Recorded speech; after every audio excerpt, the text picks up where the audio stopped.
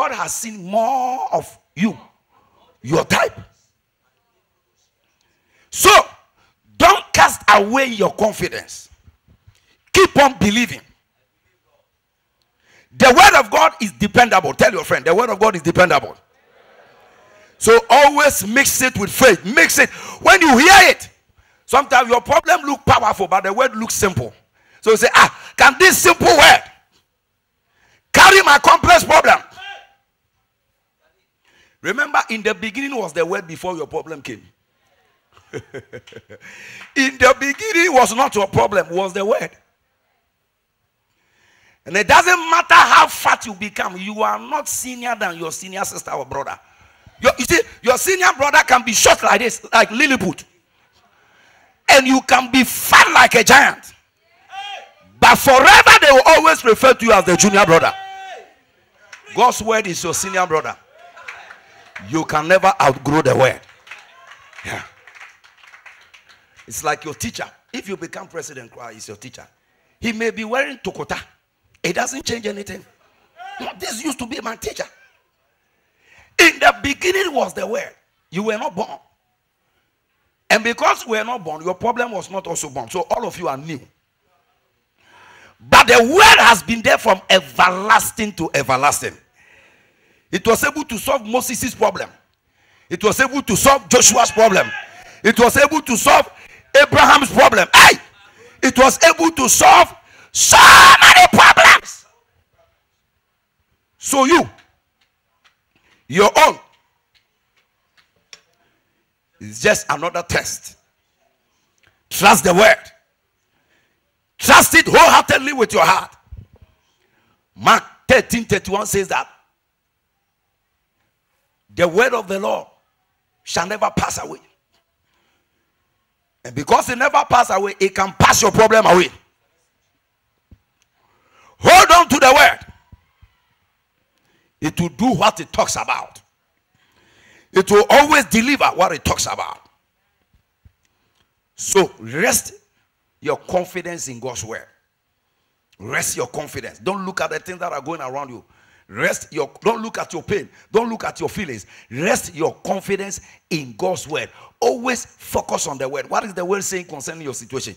Keep on staying there. Focus there. And don't throw away your confidence and say, oh, no, this thing is delayed. Whatever. The Bible says the vision is for appointed time. Even though it tarries, wait for it. For it shall surely come to pass. I see someone's vision coming to pass today in the name of Jesus. Number 2. Faith is a shield. See, your faith in God's word is a shield for resisting the enemy. Now, this point is so important. Why many lose the battle of life? Because they don't use the shield. Ephesians 6:16. Above all, taking the shield of faith, wherewith ye shall be able to quench all the fiery darts of the wicked. A shield. A shield is something you use to block. Now, for instance, you came to church, you were sick, we pray for you, you receive your healing. The devil will attack you again. And that is when many people, they lose what the Lord has given them. That's why don't let only pastor pray for you. Listen to the things they teach, because you see, the devil has everybody on his visitation list. By the time he will be visiting you, I will be sleeping. He has visited me so many times. So you need to know, you need to have a shield. That anytime he visits you, and normally he will visit you through your mind. Your mind, that is where he will start visiting you. So you can doubt. And you see, when you start doubting the word of God, you are paralyzing your faith. And when faith is paralyzed, destiny is doomed. Like if he said, did the Lord say he's going to do this? Why is it that a long time he cannot do it?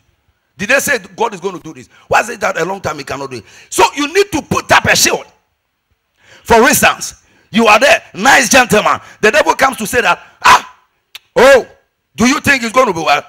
Don't wait upon the Lord. Do that. You immediately don't care who is around. Say, devil, in the name of Jesus, I rebuke you. That is the shield. Many of you don't talk, so he's always talking to your mind. I rebuke you in the name of Jesus. You sit in a car and then a thought of accident. Don't joke. Oh. Say, I'm showing you how to use the shield. And a thought of accident comes. Ha! You may never reach. You may never reach. The next thing you do is to lift up the shield of faith. Say, devil, don't do the work. You are shaking.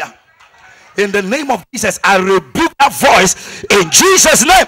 So you see, a Christian must be talking all the time because it is a continuous warfare.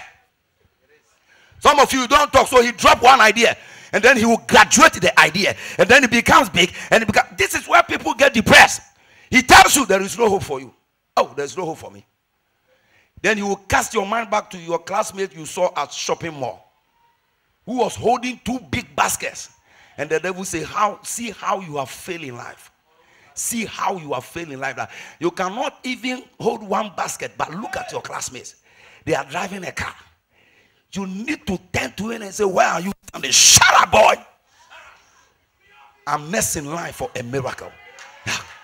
Because sometimes by the time you get discouraged, you are very close to a major breakthrough. A major breakthrough. Now, Saul was told to wait for someone to come for the sacrifice. He was dependent upon the pressure of the people. And as the Bible said, as soon as he offered the sacrifice, someone came and he said, you have done foolishly. For this day, the Lord decided to establish your kingdom forever.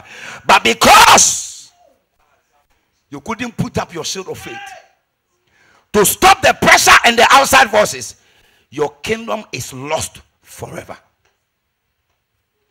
This is where many people lose the battle. With faith, you say no to sickness. You say no to poverty. You say no to failure. You say no to defeat. For a long-lasting victory over forces of darkness, you need to resist the devil on a daily basis. Resist him. You feel some pain in your body in the name of Jesus. Get up. Don't wait and go and look for paracetamol. No.